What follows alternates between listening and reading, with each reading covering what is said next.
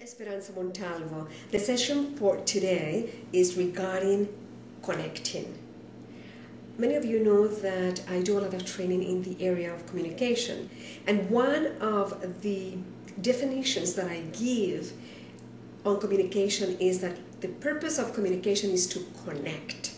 The purpose of communication is to connect, which it means that whatever we say, whatever we want to convey is with the purpose of connecting with that person or with the audience or with whoever it is that we are talking with.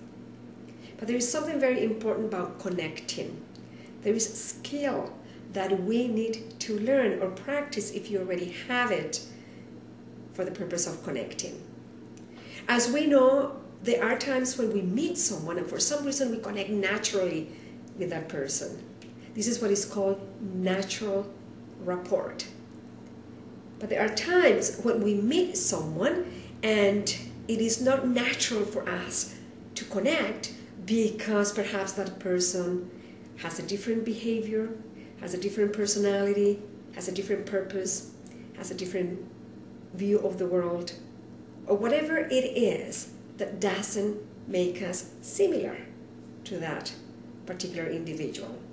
So there are skills that teach us how to create that, and it's called rapport by design, which means we are going to create that rapport, but consciously of what we are doing.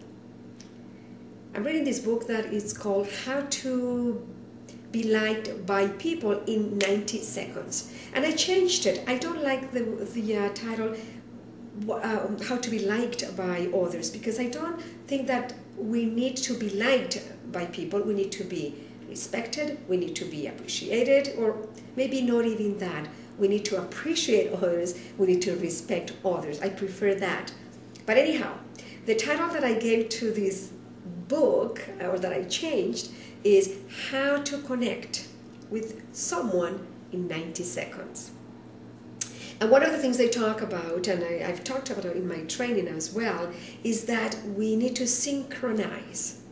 For instance, if the person is someone who speaks a little fast, well, let's make an effort to synchronize our voice, at speed of our voice, and speed up when we're speaking, because there's nothing worse than talking to someone that, let me see, this person speaks very fast, this person likes results really fast, and someone comes in a very slow tone asking for it.